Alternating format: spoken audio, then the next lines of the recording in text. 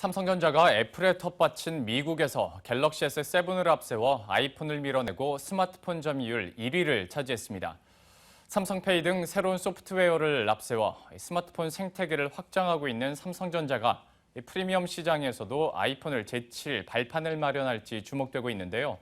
자세한 내용을 산업부의 조정현 기자와 함께 이야기 나눠보도록 하겠습니다. 조정현 기자, 네. 삼성전자가 애플의 스마트폰 점유율을 넘어섰다는 점, 그곳이 미국이어서 더 의미가 있는 것 같습니다. 그렇습니다. 일단 상대방의 홈 그라운드에서 강력한 경쟁자를 눌렀다는 데 큰 의미가 있는데요. 거의 1년 만에 이런 실적을 냈습니다. 홍콩 조사기관인 카운터포인트가 조사한 결과 삼성전자는 지난 3월을 기준으로 미국에서 28.8%의 점유율을 기록을 했습니다. 23% 점유율의 애플을 제치고 1위에 올랐는데 6%포인트에 가까운 격차니까 이 격차가 적지 않습니다. 이 경쟁사의 어떤 텃밭에서 이런 성과를 거뒀는데요. 무엇보다 3월 출시한 갤럭시 S7이 좋은 평가를 받은 결과로 보입니다. 반면에 애플 같은 경우에는 실적 같은 경우에도 분기 기준으로 13년 만에 매출이 이제 감소세를 기록하고 있지 않습니까? 상황이 얼마나 심각해지고 있는 건가요? 애플의 판매량이 무려 전년 대비해서 1,000만 대나 감소한 상황이고요. 향후 전망도 좋지 않기 때문에 이 삼성전자의 강세는 계속 이어질 걸로 보입니다. 무엇보다 애플이 수성하기 위해서 아이폰 SE라는 보급형 모델을 내놨음에도 불구하고 이 판매 확대에는 별 영향을 미치지 못하는 분위기인데요. 일단 이 아이폰 SE가 전체 아이폰 판매에서 차지하는 비중이 중국에선 겨우 0.2%, 이 미국에서도 0.4%에 그치는 걸로 추산이 되고 있습니다. 말씀드린 대로 향후 판매 전망도 긍정적이지 않습니다. 이 대만의 IT 전문 매체인 디지타임스가 올 2분기 아이폰 출하량을 예상을 한 결과 한 4천만 대로 추산이 되고 있는데요. 지난 1분기보다 무려 16%나 감소하는 그런 수치입니다. 이 애플이 오는 9월 출시될 차기 전략 모델인 아이폰 7의 사활을 걸어야 하는 그런 상황인데요. 다만 시장에서 기대감이 높지 않은 상황입니다. 애플이 무엇보다 이 올레드 패널을 새롭게 탑재할 아이폰 8에 지금 대대적인 혁신을 예고하고 있는 상황이어서 아이폰 7에 대한 시장의 기대감은 상대적으로 낮은 그런 상황입니다. 애플 같은 경우에는 실적에서도 그렇고 약간 주춤하고 있는 상황이고요.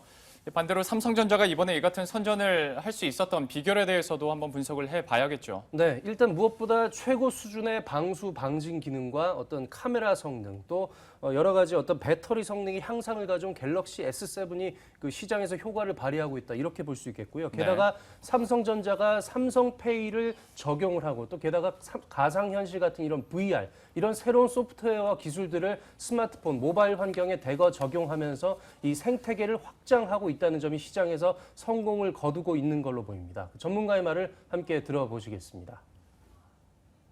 이제 그 모바일 폰은 하드웨어는 어느 정도 평준화되어 있기 때문에 하드웨어에 내장되어 있는 소프트웨어가 얼마나 고객을 유혹하는 그런 것이 가장 중요한 포인트입니다. 네, 미국의 권위 있는 소비자 전문지인 컨슈머 리포트의 평가에서도 갤럭시 S7과 S7 엣지가 계속해서 이 두 모델이 1위와 2위를 지금 석권을 하고 있는 그런 상황이어서요. 삼성전자의 상승세는 당분간 지속이 될 전망입니다. 무엇보다 올 가을에 출시될 갤럭시 노트 6가 이 삼성전자의 상승 여부를 지속 여부를 가늠할 수 있는 중요한 잣대가 될 전망입니다. 미국이라는 상징성도 있겠습니다만은 이런 흐름이 글로벌 전체 시장으로 번져 나가고 있다라는 것을 알 수 있는 것이 미국뿐만 아니라 이제 인도에서도 역시 1위를 차지했잖아요. 그렇습니다. 구체적으로 설명을 해주시겠어요? 네, 역시 그 카운터포인트 조사 결과인데 이곳에서도 삼성전자는 29%, 미국 시장과 비슷한 29%의 스마트폰 시장 점유율을 기록하면서 1위를 차지했습니다. 지금 보시는 어떤 마이크로맥스나 인텍스 같은 인도 현지 업체를 압도적으로 제친 것은 물론이고요. 레노버 같은 중국 업체들에 비해서도 아주 압도적인 점유율 우위를 점하고 있습니다.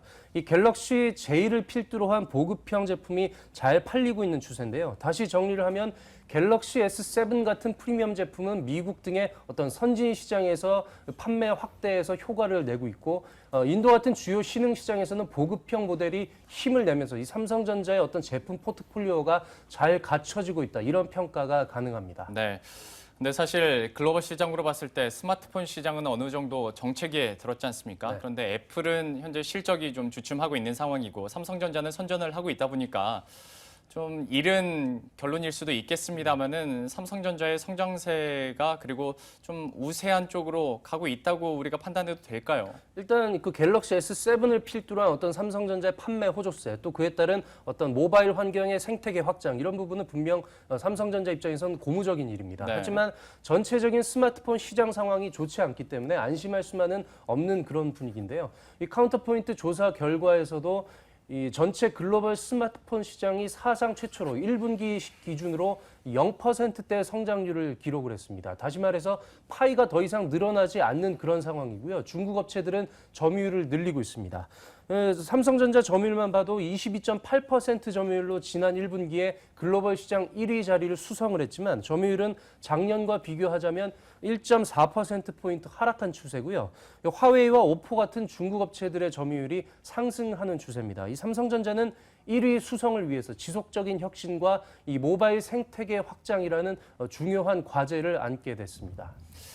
제한된 시장에서 이제 앞으로 또 삼성과 애플 간의 경쟁 그리고 점유율 변화가 어떻게 나타날지도 계속해서 저희가 지켜봐야 될 것 같습니다. 지금까지 조정현 기자와 함께했습니다.